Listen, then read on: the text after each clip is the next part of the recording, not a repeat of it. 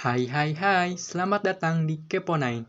Sebelum kita mulai, intro dulu.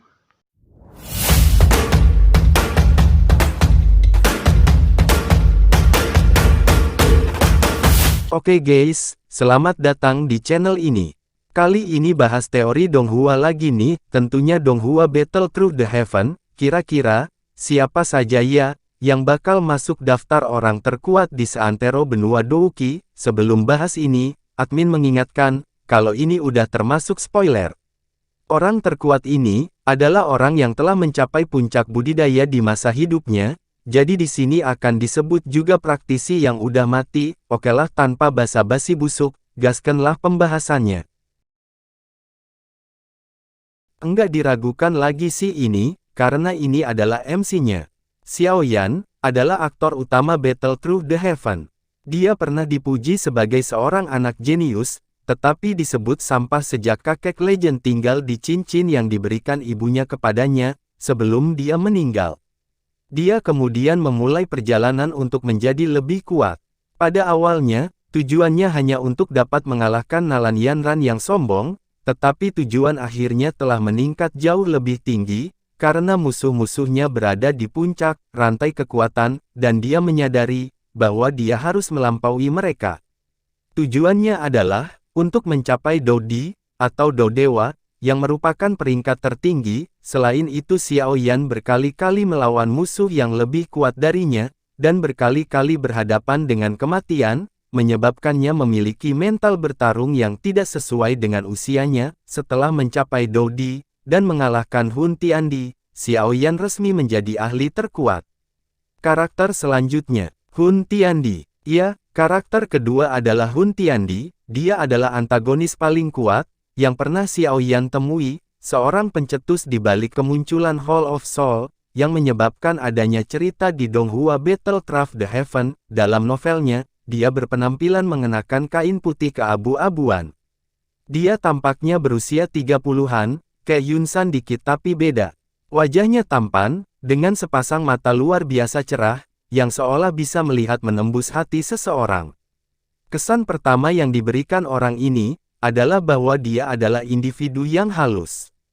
Jika orang ini memegang sebuah buku di tangannya, kemungkinan besar dia tidak akan terlihat berbeda dari seorang sarjana. Dia memiliki kepribadian licik, ambisius, dan kejam. Dia bersedia membayar harga berapapun untuk mencapai tujuannya, bahkan jika harganya adalah seluruh klan Hun. Anjay, tirani sekali dia.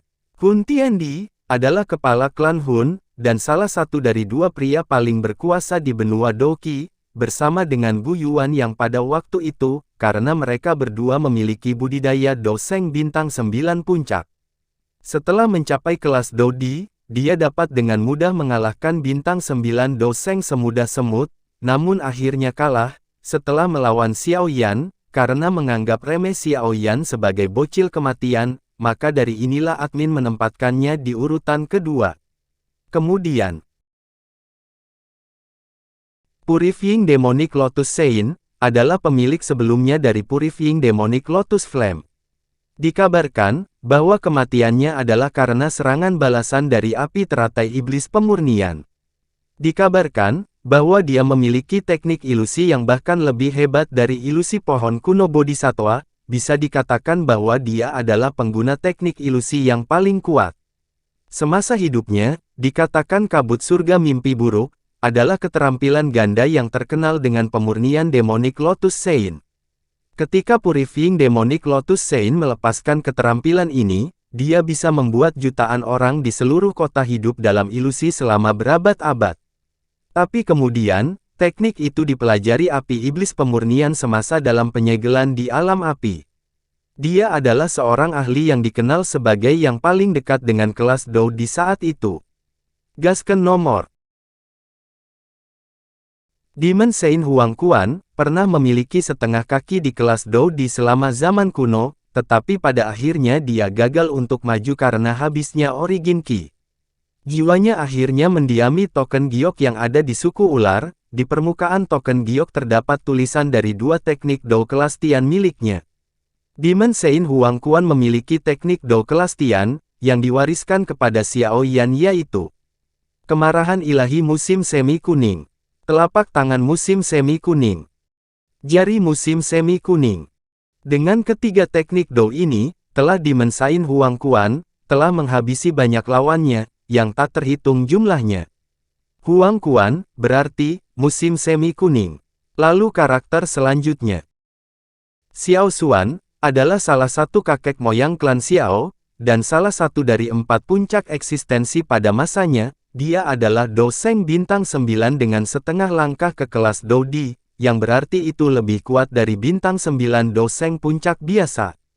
Dia adalah nenek moyang Xiao Yan, dan pencipta teknik rahasia perubahan 3 misterius Skyfire, yang sebenarnya merupakan metode untuk membuat tato klan Xiao. Ketika dia bertemu dengan Xiao Yan di makam surgawi di alam Gu, dia mengklaim bahwa dia telah memiliki 3 api surgawi untuk membuat keterampilan Skyfire Three Mysterious Chengdou tanpa menggunakan metode Qi Mantra Api. Pada saat itu, Xiao Xuan dan tetua klan Xiao, menyadari bahwa garis keturunan Dou Di klan mereka berkurang dan hampir habis, dan dalam upaya untuk mengisi kembali garis keturunan, mereka setuju untuk memberikan Xiao Xuan garis keturunan Dou Di dari semua orang di klan, untuk terobosan ke kelas Dou Di, dan dengan itulah mengapa keluarga Xiao saat ini tidak memiliki jejak darah Dou Di tubuh mereka. Namun, saat menerobos, dia disergap oleh klan Hun, yang menyebabkan kematiannya, meskipun dia dengan paksa meledakkan 3 api surgawinya, dan mampu melukai kepala klan Hun, namun dia akhirnya mati dengan penyesalan karena gagal maju ke kelas Dou Di, dan mengaktifkan kembali garis darah Dou Di. Dia meminta anggota klan Gu, untuk membawa jiwanya kembali ke makam surgawi setelah kematiannya, di mana dia tinggal selama ribuan tahun dengan penuh penyesalan dan kesepian, sambil menunggu anggota klan Xiao untuk mewariskan darah Dou Di-nya, saking kuatnya, bahkan setelah kematiannya jiwanya menjadi penguasa makam surgawi. Zukun adalah ayah Xian dan mantan kaisar naga Void kuno. Dia bertarung, dan dikalahkan oleh Dewa Kuno Tusi, di Istana Dewa Kuno untuk menjadi Dou Di. Dia terjebak selama lebih dari 10.000 tahun di dalam lautan magma, di bawah Akademi Jianan. Kekuatan pada saat itu adalah puncak bintang 9 Dou Sheng. Dengan konstitusi naga Void kuno, Zukun memiliki tubuh yang sangat keras, bahkan puncak bintang 9 biasa bukan lawannya. Ketika berubah menjadi naga, akan sangat mendominasi. Selain ukuran yang sangat-sangat besar, juga memiliki kekuatan yang luar biasa. 7 Guyuan. Orang ini tampaknya berusia sekitar 40 tahun. Dia tampak seperti pria parubaya biasa. Pakaiannya biasa saja, tapi enggak jelek juga sih, dan terbuat dari linen. Senyum yang selalu muncul di wajahnya menyebabkan seseorang merasa agak damai, karena dia selalu berpikir bahwa senyum adalah ibadah, anjay. Dia memiliki kepribadian yang santai, untuk seseorang yang berada di puncak kelas Dou Sheng. Ini membuat orang-orang lengah di sekitarnya. Dikatakan dia pernah bertarung dengan Nihility Devouring Flame, hasil dari pertarungan itu membuat Nihility Devouring Flame terluka parah, sehingga membutuhkan waktu lama untuk pemulihan. Dia memiliki kekuatan puncak bintang 9 Dou Sheng, setengah kekuatan dari serangannya saja bahkan dapat membuat Lei Ying menderita. 8 Nihility Devouring Flame. Ya, walaupun Nihility Devouring Flame bukan orang sih, tapi admin masukin ajalah karena Nihility punya kecerdasan yang tidak kalah dari manusia, bahkan juga dia sedikit licik, dan zero empati. Nihility Devouring Flame menduduki peringkat kedua di peringkat api surgawi. Api ini lahir dari ketiadaan. Tidak ada gambar untuk dicari atau bentuk untuk dipahami. Dari sudut pandang tertentu, Nihility Devouring Flame dapat dianggap sebagai keberadaan yang misterius. Nihility Devouring Flame dikatakan bisa melahap apapun. Hanya sedikit hal di dunia yang bisa menahan kemampuan melahapnya, tapi Nihility Devouring Flame ini hanya ada dalam legenda. Nihility Devouring Flame memiliki kekuatan bintang 9 Dou Sheng awal, dapat melahap seluruh alam yang diciptakan oleh Dou Sheng, dan dengan kekuatan ini dapat bertarung setara dengan Lei Ying dan Yan Jin yang bertarung combo. 9 Lei Ying. Orang ini berpenampilan kekar, seakan penuh ledakan kekuatan, dan penampilannya sangat mendominasi. Kulitnya agak hitam yang mungkin berasal dari penguatan tubuh dari petir setan hitam, mungkin ya, karena di novelnya juga gak dijelasin. Orang ini sangat menarik perhatian. Seolah-olah ada naga besar yang berenang di bawah kulitnya. Kekuatan yang menakutkan dipancarkan secara samar. Itu menyebabkan kaki orang-orang yang dekat dengannya sedikit gemetar, namun jangan lihat dari penampilannya yang mendominasi, dia adalah orang yang bertanggung jawab terhadap klan, dan orang yang gigih, buktinya dia pernah bertanding dengan penatua Xiao Xuan, meskipun akhirnya kalah juga sih. Dia suka bertarung, dan tidak peduli dari generasi mana lawannya, asalkan dia bersenang-senang. Memiliki kekuatan bintang 8 Doseng Puncak, menjadikannya masuk dalam daftar 10 orang terkuat di benua Douqi. Dan yang terakhir adalah Yan Jin. Orang bisa melihat seorang pria parubaya berjubah merah cerah duduk di kursi tinggi. Pria itu tampaknya berusia 40-an. Dia memiliki penampilan yang agak kasar.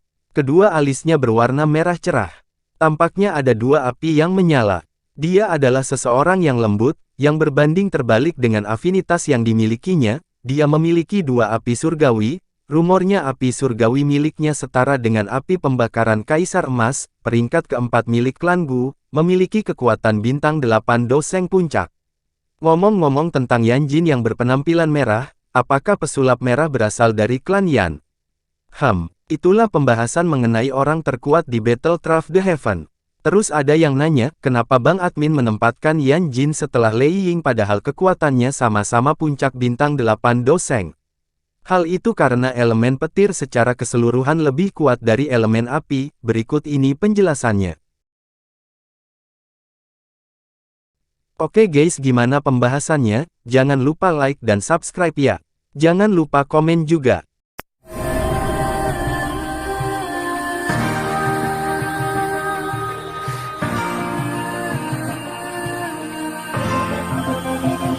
Thank you.